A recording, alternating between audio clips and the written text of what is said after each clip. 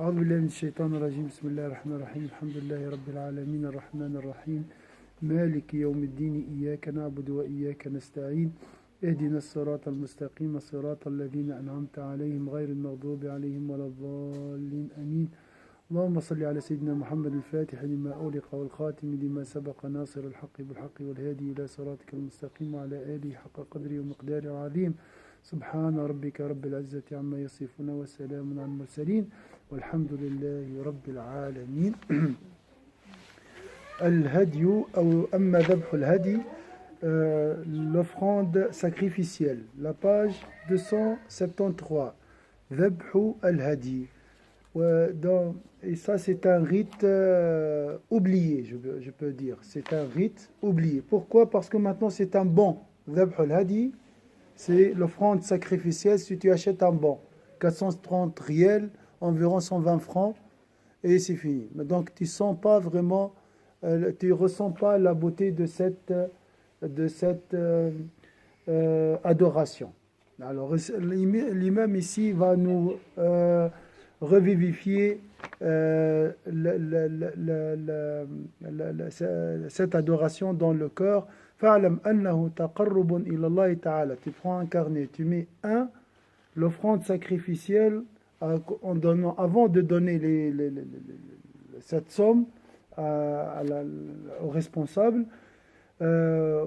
Sache que les victimes ou bien les sacrifices rapprochent de Dieu. تَقَرُّبٌ مِنَ اللَّهِ عَزَّ وَجَلَّ. Comment? C'est avec le cœur. C'est avec le cœur. C'est une idée dans le cœur. La proximité de Dieu. Qu'Allah nous guide. تَقَرُّبْ بِحُكْمِ الْإِمْتِثَالِ. Par soumission. Par une attitude de conformité de la part à l'ordre de Dieu. Je répète. Sache que les sacrifices rapprochent de Dieu, exalté soit-il, par une attitude de conformité, de la part de ta part à l'ordre de Dieu. Allah a demandé à Sayyidina Abraham de sacrifier son fils. Il a accepté. Il était soumis. Il y a bien sûr le sentiment parental, l'attachement, le lien parental. D'un côté, c'est son fils, et de l'autre côté, l'ordre de Dieu, l'amour de Dieu. Tu fais quoi? Les passions, le sentiment naturel, l'amour naturel de son fils et l'amour de Dieu. C'est très fort, hein? Il a préféré l'amour d'Allah Azza wa Jalla, et ensuite Allah Azza wa Jalla lui a offert un sacrifice du paradis. Et voilà, chaque année nous fêtons la grande fête, la fête de l'Eid al-Kabir, pour commémorer cet événement de Sayyidina Ibrahim. Donc, c'est quoi l'offrande sacrificielle? Le symbole de quoi? Ça représente quoi? L'ego, zid, encore. La soumission, Sayyidina Ibrahim, Sayyidina Ismaïl, le sacrifice, beaucoup de symboles, la soumission à l'ordre d'Allah, sans réfléchir. Si tu calcules comment Allah me demande de sacrifier mon fils, c'est sauvage, ah là là là. Même maintenant l'agneau, c'est sauvage maintenant. C'est ce m'a dit comme ta France, c'est laquelle de France, là, Brigitte Bardot, là, va pas être content contre nous, tout ça. La raison est un enfant qui joue dans la cour du cœur. Le Ghazali, il a dit une chose très merveilleuse, il a dit, lorsque la raison s'arrête, le cœur continue le voyage. Donc la raison, c'est le cœur. La raison, c'est comme la main. comme la vue, c'est un outil, hein, dirigé par le cœur. Est-ce que c'est clair ici? Il ne faut pas que le soldat fait un coup d'État et prend le pouvoir et prend la place du cœur. Il ne faut pas que la raison prenne la place du cœur. Donc il faut alimenter le cœur. Comment par le dhikr, surtout la prière? Tout d'abord la prière, surtout en groupe. La prière en groupe dans une mosquée, ça c'est fondamental, ça c'est la base de l'adoration. Ensuite, l'invocation d'Allah Azza wa Jalla et surtout pour nous en tant que débutants, la prière sur le prophète sallallahu alayhi wa sallam. Voilà l'ordre. Hein? Je dis toujours la meilleure ruqya, c'est la prière en groupe dans la mosquée. C'est la meilleure protection, la meilleure alimentation du cœur. Il y a tout ici dans la prière en groupe. Donc, la proximité d'Allah, la conformité à l'ordre d'Allah Azza wa Jalla. Alors, nous sommes bêtes, comme ça, on doit obéir à Allah Azza wa Jalla sans réfléchir, ou on doit laisser la raison à côté. C'est grave aussi. On fait quoi?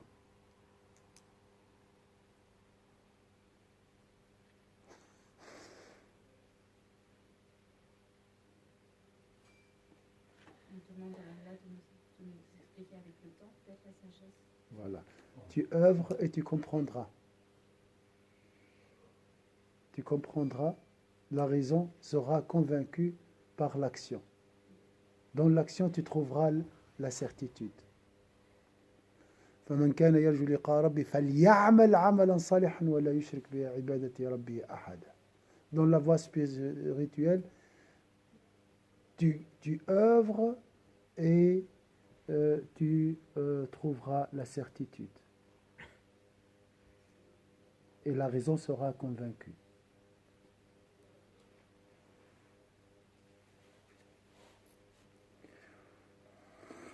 فأكمل الهدي فأكمل الهدي وارجو أن يعتق الله بكل جزء منه جزءا منك من النار.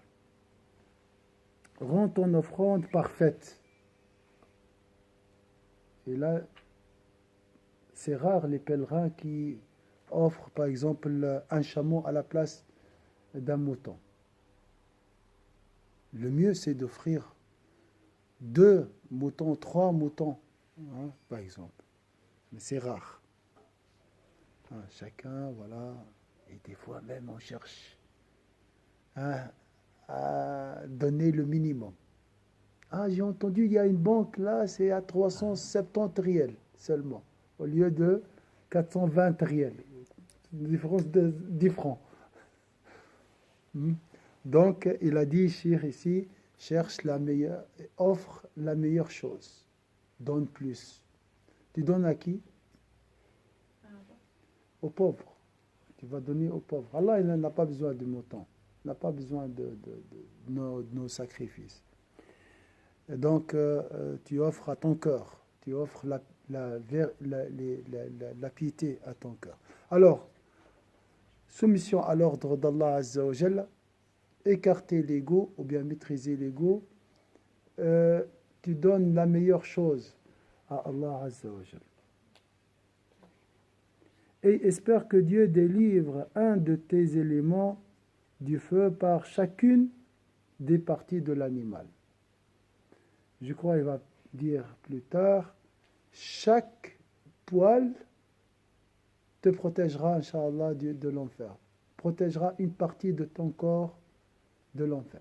Chaque poil, chaque laine, hein, si je parle des moutons ici, te protégera le jour dernier. Vous voyez cette excellence.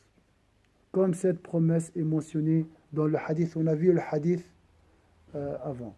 Si le sacrifice est plus grand et plus important, ton rachat du feu sera plus important. Si tu offres aux pauvres, bien sûr, parce que si le sacrifice est plus grand, donc tu vas nourrir plus de pauvres, tu seras, Inch'Allah, plus protégé le jour dernier. Est-ce que c'est clair ici? Il ne faut pas penser que la viande, pourquoi la viande, commencer à poser ces questions, la viande, il y a du cholestérol, tout ça. C'est pour nous, ça. Dans le monde, il y a des gens qui vivent avec $1 par jour. 1 franc.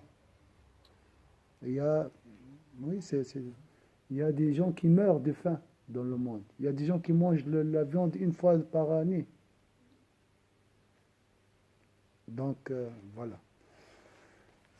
C'est une occasion aussi pour se mettre à la place des pauvres.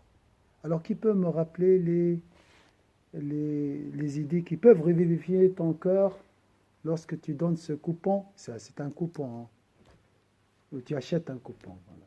Tu payes un coupon, plutôt. Pas dans l'ordre. Oui. Il y a les idées qu'on a mentionnées. Moi, le principe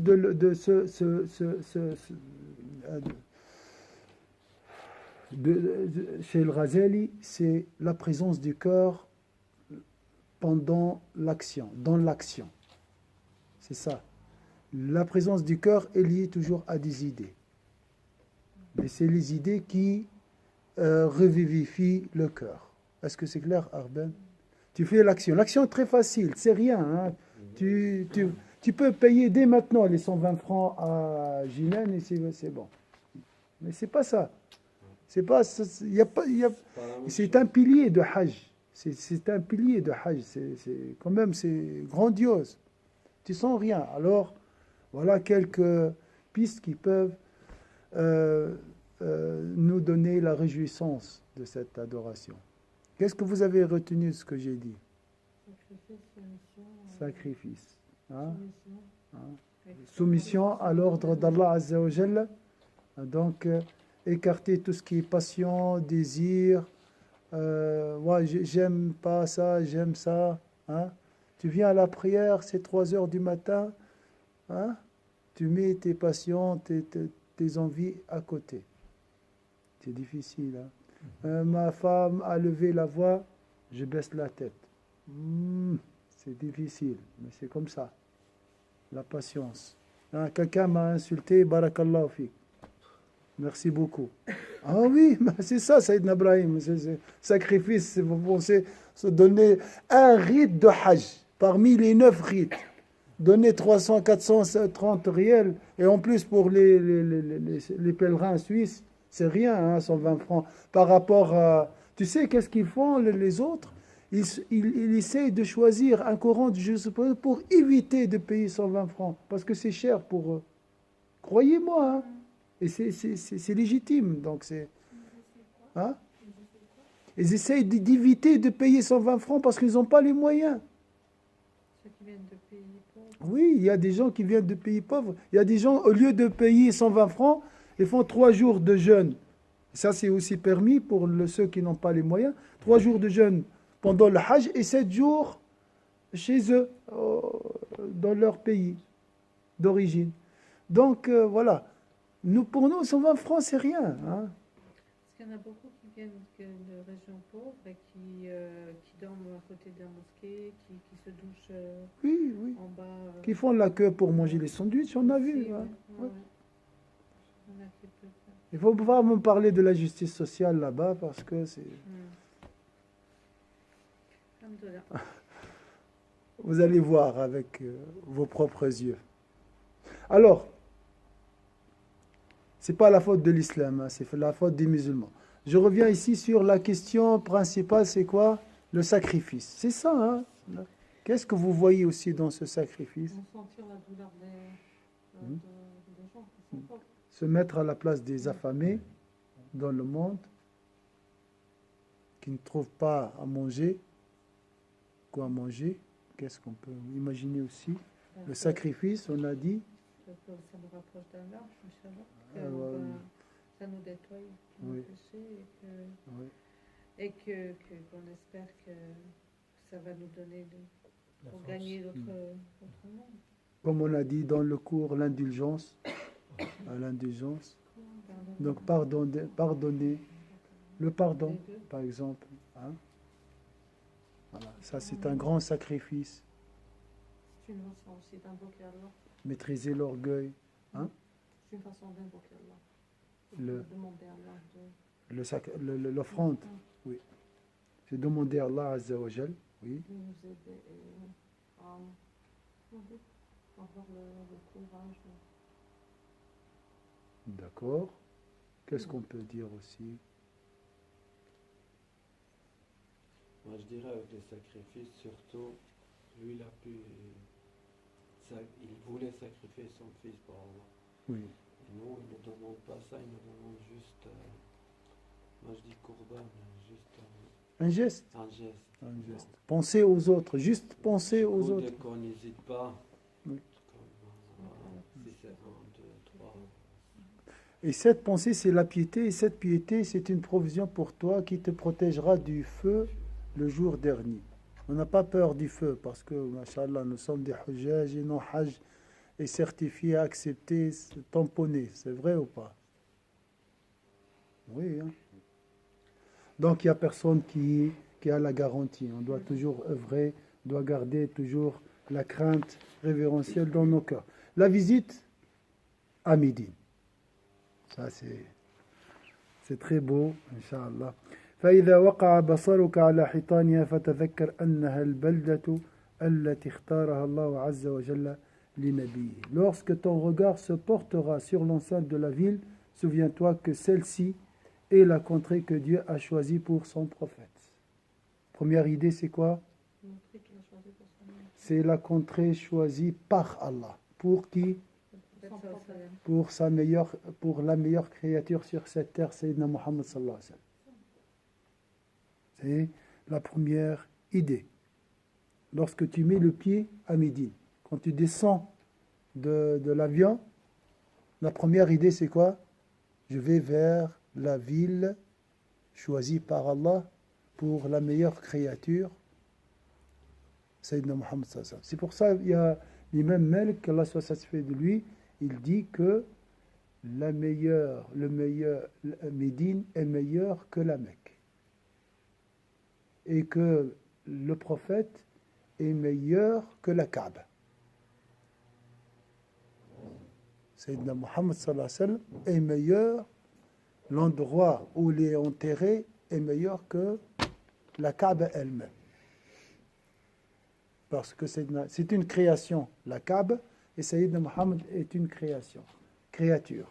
La meilleure créature est Sayyidina Muhammad sallallahu alayhi wa sallam. Il est vivant dans sa tombe. Son corps est intact. Sayyidina Muhammad sallallahu alayhi wa sallam. Donc tu vas chez le prophète sallallahu alayhi wa sallam.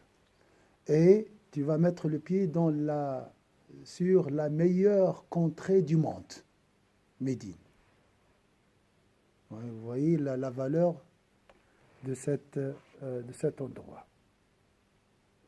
وأنها البلدة وجعل إليها هجرته, vers laquelle eut lieu son immigration. Deuxième point, il faut avoir un carnet avec des points. Tu regardes toujours. Matin, soir, quand tu marches à midi, tu regardes ce carnet. Premier point, c'est la meilleure contrée choisie par Allah pour le messager. 2, c'est la terre de l'immigration du prophète sallallahu alayhi wa sallam. C'est la terre vers laquelle le prophète a immigré. Est-ce que c'est clair ici? C'est Zacharie. Vous avez tous des histoires, je sais, mais voilà. C'est très beau. وأنها داره التي شرع فيها فرائض ربه عز وجل وسننه. C'est aussi et au sein de laquelle les préceptes et les règles furent institués par son messager, par son Seigneur. Je crois la prière était prescrite à la Mecque. Le prophète, il était à la Mecque. Quelle année Hégire? l'année qui a suivi l'année de la tristesse. Je ne sais pas quelle année exactement. Quelqu'un peut faire une recherche? Ah. Inch'Allah, la prochaine fois, vous nous dites, Inch'Allah, quelle année la prière était prescrite. Je sais que le jeûne était prescrit l'année de Hégire. Hein, et c'était à midi. C'était à midi. Donc à cet endroit, le prophète sallam a reçu cette révélation, les révélations, beaucoup de prescriptions divines. À cet endroit. Donc c'est la terre d'une... les préceptes de l'islam sont liés à cette terre. Est-ce que c'est clair ici? Prenez l'exemple du jeûne. Il était prescrit à cet endroit. Alors jusqu'à maintenant, qui peut me résumer ce qu'on a vu?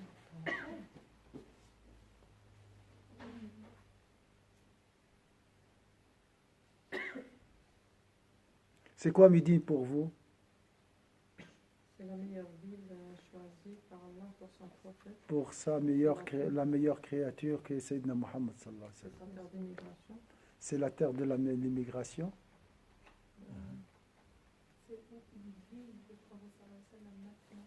C'est l'endroit, c'est la ville du prophète sallallahu alayhi wa sallam. Voilà. Vivant et vivant. Là où il a reçu les préceptes, c'est la terre des préceptes de l'islam.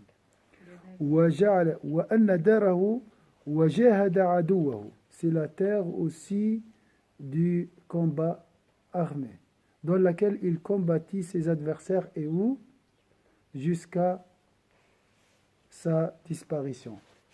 Quelle bataille très connue s'est déroulée à Médine, à 4 km du centre? Uhud. Les Quraysh, ils ont attaqué Médine. Ils ont fait 400 km environ pour attaquer le prophète et l'exterminer. Et voilà, c'est à cet endroit le prophète sallallahu alayhi wa sallam a combattu les Quraysh. Il fit triompher la religion de Dieu. C'est quand même, c'est la terre, c'est la ville politique, Médine. C'est là où on parle de l'état de Médine. Hein? Il fit triompher la religion de Dieu.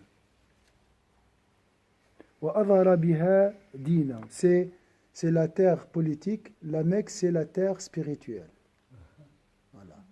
Comme si c'est le corps de l'islam, Médine. Et la Mecque c'est l'esprit de l'islam. D'accord? Le message c'est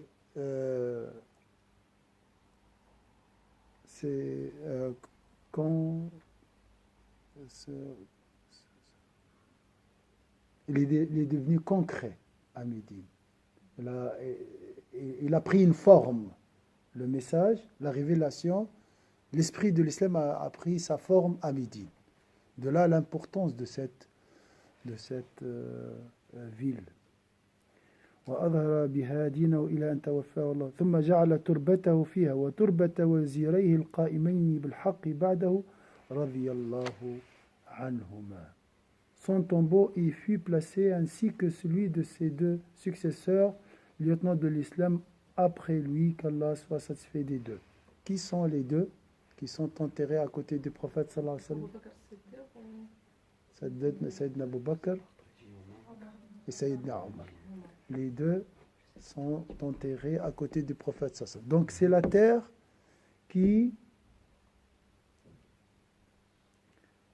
où on trouve les tombeaux du prophète sallallahu alayhi wa sallam. Tout ça, vous connaissez ces informations. Mais il faut se rappeler de ça avant de mettre le pied à l'aéroport de Médine, Inch'Allah. Ça, c'est le plus important. Maintenant, c'est facile. Il faut se rappeler de quoi? C'est les points. Donc, les points qu'on a dit, c'est la contrée choisie par Allah pour son prophète. C'est la terre de son immigration. C'est la terre de l'immigration du prophète sallallahu alayhi wa sallam. C'est là où il a reçu les conscrits. Là où il a reçu les prescriptions et les préceptes de l'islam. La terre des combats. C'est la terre du combat et La l'état terre spirituelle de l'islam. Oui. C'est la terre spirituelle et Les- politique. Politique, oui. La ville politique. Et elle contient les corps de... Voilà. Là aussi, où Allah a placé les tombeaux de Sayyidina Muhammad, Sayyidina Abu Bakr et Sayyidina Omar. Voilà quelques idées qui peuvent vous aider à estimer la valeur de Médine et comprendre sa valeur. Et comprendre plus. Ça, c'est des clés, j'ai dit toujours, ça, c'est des clés qui vous aidera, Inch'Allah, à travers la méditation profonde. Si vous méditez, vous répétez ça. Hein, toujours, en marchant à Médine, tu ne regardes pas les marchés, les magasins, ou bien les pèlerins, tu regardes, tu médites la terre de Médine, parce qu'elle est sacrée. Et celui qui habite Médine, Sayyidina Muhammad sallallahu alayhi wa sallam, les 15 000 compagnons enterrés juste à côté du prophète sallallahu alayhi wa sallam. Ça, c'est plus important que les hôtels et toutes les futilités là que vous allez, qui va vous distraire de l'essentiel. Faites attention. Ça, c'est très, très important. Vous n'allez pas trouver ça dans d'autres livres. Donc, c'est des idées clés pour moi. Il faut les intégrer, il faut les répéter. Inch'Allah, en marchant, avant de prier, on va voir, avant d'aller à la mosquée du prophète, sallallahu alayhi wa sallam, et partout, si vous pouvez, Inch'Allah, qu'Allah nous guidera, Inch'Allah, qu'Allah nous donnera une umrah et un hajj, Inch'Allah, prochainement. أعوذ بالله من الشيطان الرجيم بسم الله الرحمن الرحيم والعصر إن الإنسان في خسر إلا الذين آمنوا وعملوا الصالحات وتواصوا بالحق وتواصوا بالصبر سبحانك اللهم وبحمدك نشهد أن لا إله إلا أنت نستغفرك ونتوب إليك سبحان ربك رب العزة عما يصفون وسلام على المرسلين الحمد لله رب العالمين بارك الله فيكم